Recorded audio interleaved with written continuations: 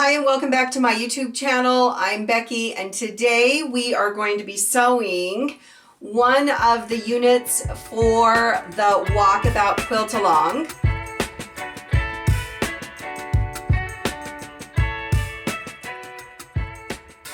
So if you've missed any of our previous videos for the quilt blocks, I'm going to be referring you back to one of the first videos which will give you an overall view of the Walkabout Quilt-a-long.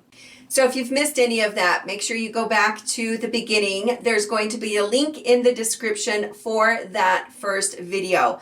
That will give you all the details that you need, as well as the information on how you can get a copy of the PDF patterns that we are going to be using during this. You can also head to my website at Patchwork Posse, and then in the search, look up Walkabout Quilt-a-long, and all of those blog posts will show up to help you get you on track and catch you up. Let's go ahead and jump right in and take a look at what block we are going to be sewing today. So this is on the side of one of the large houses, and it's kind of like an extra barn or an extra garage side, and it has a fun angle on the roof. So again, with the other blocks, just like them, you can choose to fussy cut the garage door if you'd like, use some fun prints for your house as well as your roof. So we are going to be making this block, which is on the right side of the larger kind of house unit. I have all my pieces cut, and I do have my quilt block markers in place so I know what pieces go where. So the first thing we're going to do is take the background, which is A, and we're going to find the wrong side of the fabric.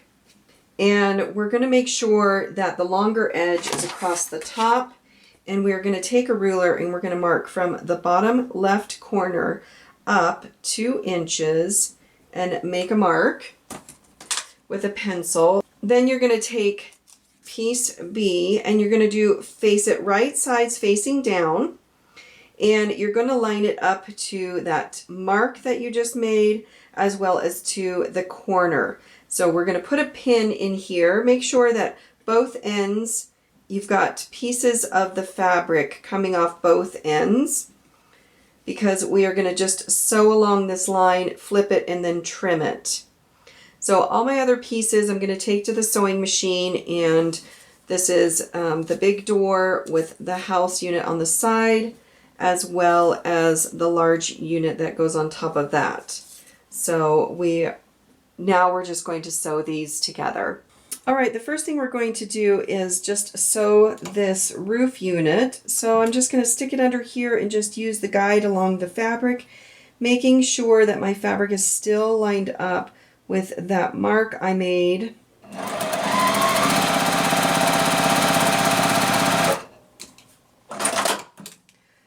Now what we're going to do is we're going to push this out and give this a good finger press before trimming it. You need to make sure that you have covered all of the points and everything is good. So we can go back and trim it now, but just make sure that you have the piece in the correct position. So we're going to give this a good iron, and then we're going to go off and trim this block so it is the original size. So I'll set that aside, and the first thing we're going to do is sew the house pieces to the sides of the door.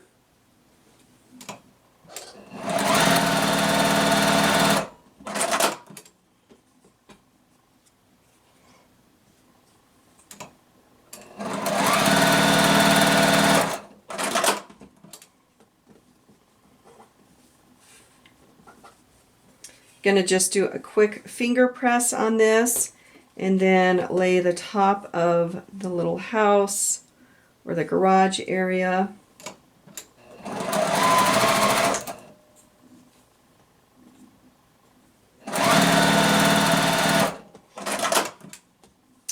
And finger press this again.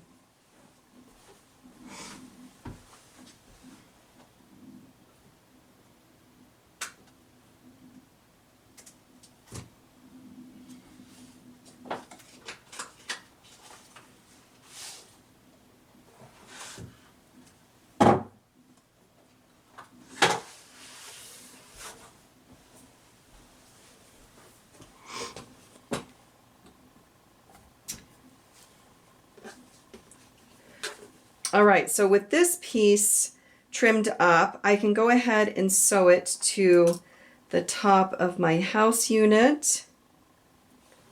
This gives us kind of a fun angle for the roof.